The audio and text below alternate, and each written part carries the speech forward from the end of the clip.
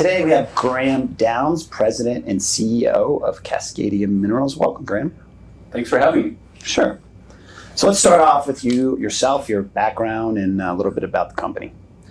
Great, yeah. So I started my career about 25 years ago, driving up to the Yukon for an adventure, and ended up working there my entire career. So in the mineral exploration business, started off with a mineral exploration engineering, geological engineering company, and like I said, been working there ever since.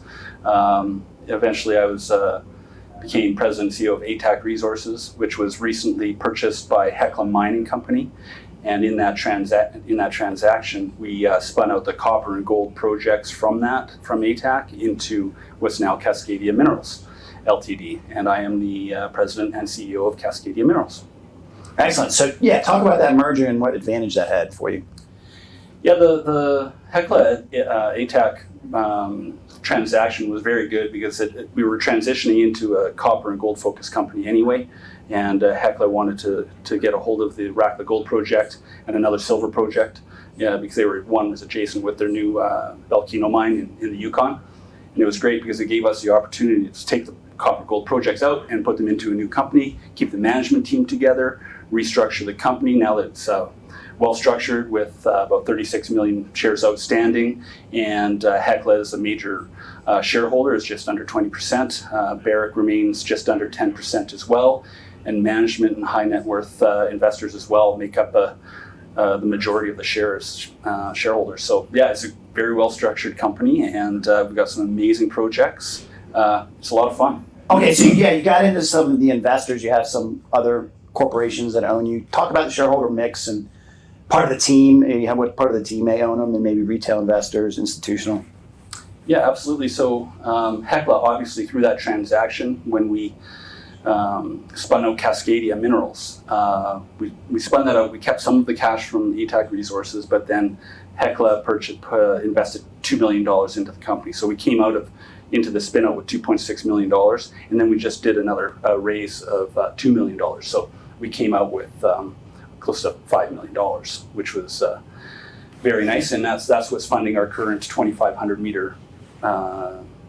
meters of drilling at the Catch project in Cascadia now. So yeah, like I said, we've got Hecla as a major shareholder, just under 19. We've got Barrick at just about 8%.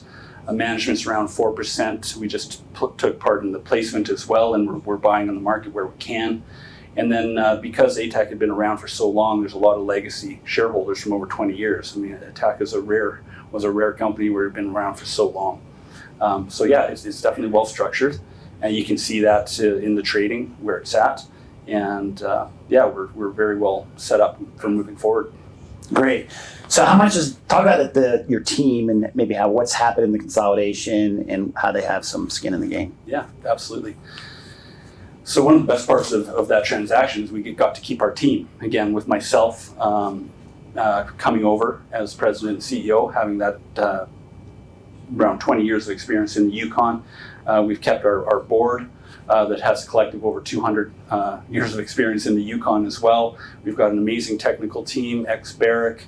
We've brought on, and then one of the Hecla VPX is on our technical team as well, Bill Wenjanowski, who also co-found the Canada's only Carlin-style mineralization. So yeah, we've got an amazing team, and then we've got Andrew Karn and Adam Coulter. Andrew Karn, who's our corporate dev, metallurgist, and does a lot of our logistics and corporate development. Just a great team. And then Adam Coulter, who's our VPX, just makes everything happen up in the field and does an amazing job. So we're very fortunate to have a young, energetic, driven team with a lot of experience behind us in the technical committee and on the board. Excellent. So you mentioned some resources. How many do you have, and where are they? Zero. Okay, so it's all exploration. Yeah. Yeah. I mean, yeah. I can't really speak to that. So. Yeah. Okay. Yeah. All right. You want to talk any more about the exploration? Yeah. I mean. Depends what your questions are. I mean, we probably talk about the projects and the drill program and stuff like that. So wherever you want to take. Yeah, talk about your drill program and some of the results compared to your peers. Sure, absolutely. So Cascadia's flagship project is the Catch project in central Yukon, just south of Carmex, 20 kilometers from the highway and power. It's just an extraordinary project that one of our past employees, a young prospector in the Yukon, brought to us, and in an area that no one had ever looked for copper or gold or anything, which is one of the beauties of working in the Yukon. There's these untouched areas where you can still find things. So he brought that to us and said, do you want options? We said, of course. We went out there. I got out there and I was like, oh, man, this is crazy. There's so much copper mineralization at surface. How did no one ever find this? Like, look at this gold mineralization. So we were just, amazed that this hadn't been found before. So of course, last year we kind of got everything ready. We did some geophysics. We did a lot more prospecting. We made the claims bigger. And then this year we are doing our first ever diamond drill program on the project. So yeah, I've never seen a project like that before. So we're incredibly excited. And on top of that, there's a lot, because that whole area is part of the Stikine belt that comes up through BC, which hosts numerous copper and gold deposits. It comes up into the Yukon, and nobody ever really looked at it.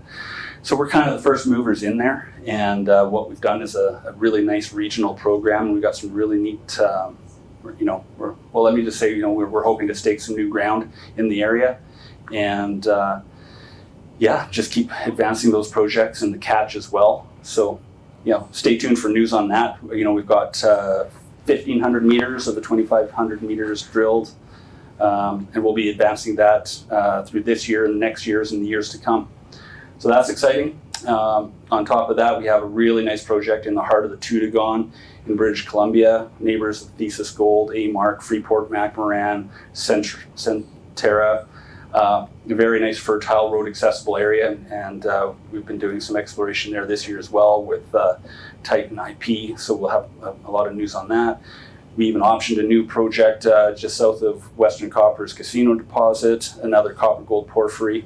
So as you can see, there's a bit of a theme here. We're looking to we need copper, and a lot of the gold is obviously associated with that. So we're amassing a really nice portfolio of copper and gold projects in safe jurisdictions. Interesting. Sounds like you got a lot going for. Nothing's better than raw virgin territory that you guys found. No, it's great. And that's just it. And the beauty of doing that, the beauty of doing regional work is that you can pick up these projects and own them 100%. But, and I think another big piece in what Cascadia stands out is that these aren't old projects that people have looked at for years and years, and they're just trying to make it better. These are brand new discoveries, and that's what we're trying to do. So a Catch is going to, we hope to be a brand new discovery, whereas the Pill, it has had some work, but just hasn't had enough work. And then if we can fill in with a lot of regional projects that we bring to the company, we're set up for success. And that new project, you sound like the copper is pretty shallow. Is that correct, potentially? At the Catch, the Catch is right there. You literally kick it over, or you go to a soil sample and you dig down at these soil samples and you come out and you're in outcrop or subcrop, and there's copper mineralization. We're talking like we set up our drill on top of a target at surface with almost 3% copper and 30 grams gold, and we said put the drill right there, and we just finished that hole, and we are seeing some mineralization in our holes. So yeah, fingers crossed. It's fun. Great. Okay, so you got a lot of strengths going for you. Talk about some weaknesses and challenges and how you are addressing them. Yeah, I think the typical challenges of the junior miner is they're being interested in the industry and in our companies and investor sentiment. We're very fortunate that we finished the transaction, came out, we needed some extra money, but we were able to raise money in a week, and I think that's just backed on the quality of our projects and the team and the nice new share structure. So raising money is always challenging in this market, and we've been able to raise money when we need to. Did you say a week? Yeah, that's fast. It came together very fast. Yeah, and how much was institutional versus more retail investors? There was no real institutional. It was more high net worth individuals. Right. Yeah. And because of your history, that's got to be easier. I think because of our history, and we're very focused, and the money we do raise, it goes into the ground. We have a very low corporate burn rate, and we're known as explorationists and technical team that just wants to find something. I mean, that's what we do. That's what's fun. Yeah, excellent. So what else you want to highlight? A lot of investors are going to be researching your company. What else you want to highlight? Do you want to highlight anything on the, financials or anything else? No, I don't think that. I mean, I covered. We've got lots of money. I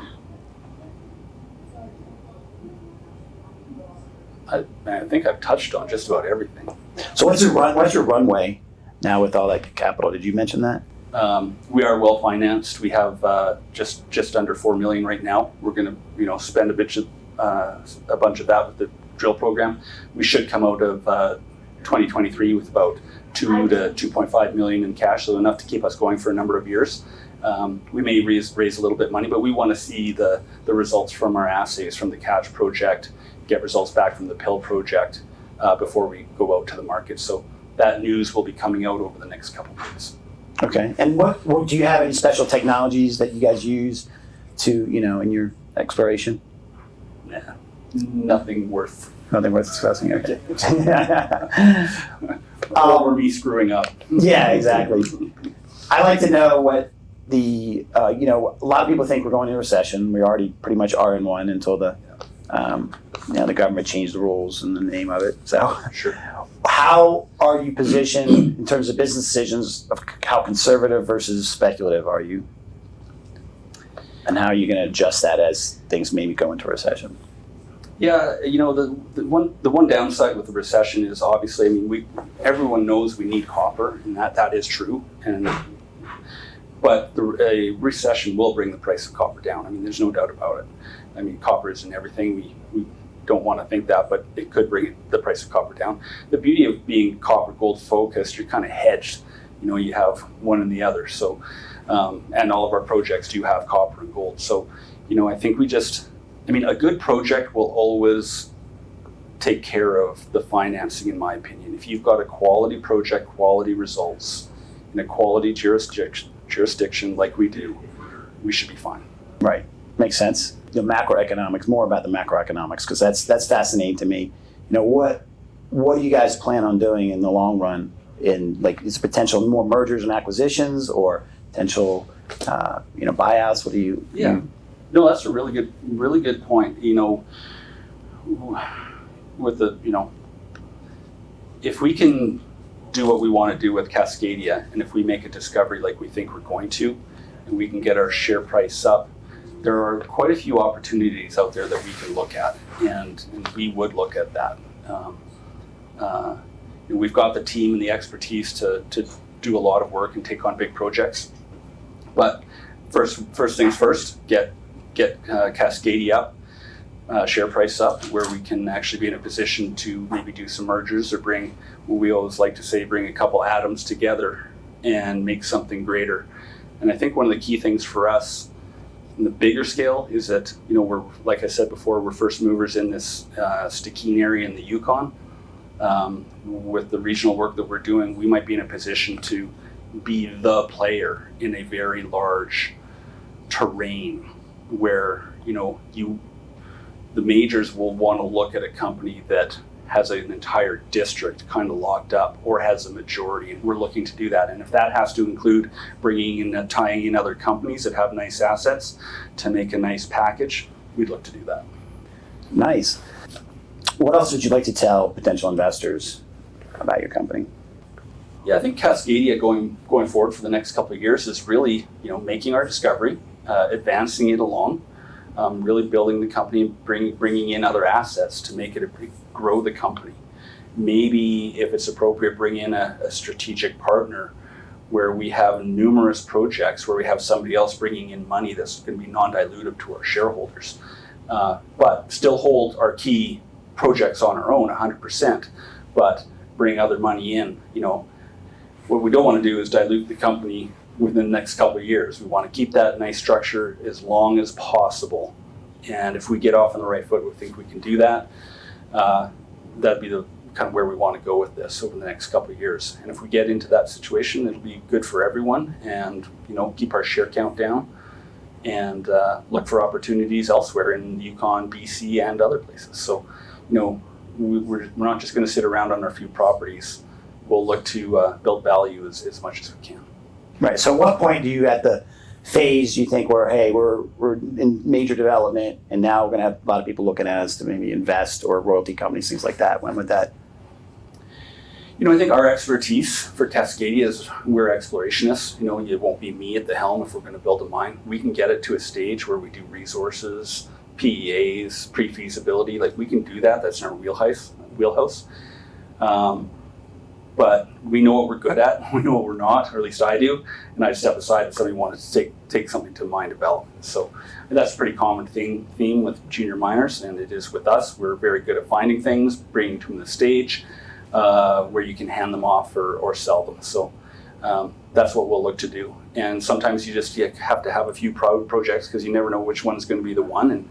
And we're good at that. We've done that for years, and we did it. We found our team found Canada's only Carlin-style mineralization. We want to do it again, and this time it's just copper and gold, and it's in central Yukon and maybe BC. So that's what we're doing, and that's what we're laser focused on. And yeah, it should be very good. What percentage do you see of byproduct would be gold if everything was producing? Yeah, I don't know. Yeah. It all depends on the deposit. That's something that we don't really have. We don't have control over. A lot of times, it all depends. Sometimes it's 1-to-1. I mean, it really depends on every deposit's different. But we'll take whatever we can, and as long as you have enough of it, and that's what we like about the Catch project is from surface anyway. We're finding gram, 2, 3, 5 grams, 30 grams, percent copper, like at surface. So, all indications at surface is that it's got great grade, and that's the key. You're seeing lots of deposits around the world that are low grade. They're out there, but the cost of developing these projects is just skyrocketing. And as we all know, grade is king, and fortunately on Catch anyway, we have grade at surface, and we'll keep chasing that in other places around Yukon and BC. Great. I mean, I think that's an excellent opportunity, is that grade and those new discoveries and the history of your team, and now bringing two companies together, taking the best of both worlds, I think is a great opportunity. So what should investors keep an eye on? Your website or anything in particular to watch you in the long term? I mean, definitely put us on your watch list. We're going to have news coming out in the next couple months, and if we get some really nice grades, you're going to want to know about it and be prepared to potentially get involved. I really urge your viewers to sign up on our website, because we make every effort to issue the news release to the wire, which is usually very early in the morning, but we do it to our email list at the exact same time. A lot of companies don't do that. Mm-hmm. So if you want to get the news right when it hits, before everyone, sign up for it. You're going to get the news and follow along. I think it's really important. Oh, you mean most companies hit the wire first and then the newsletter? Yeah. Interesting. Or your email list. I've seen this, because I'm on a number of email lists. Yeah. So, the news will hit the newswire service that you use, and then, somebody will come and work, oh yeah, we should send this to our subscribers. Yeah. No, that's too late. Yeah. So, ours are same time, really important.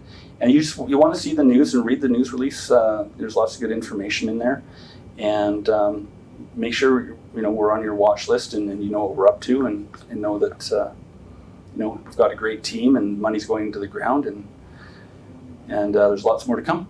Great. Well, thank you for your time, Graham. Yeah, thank you.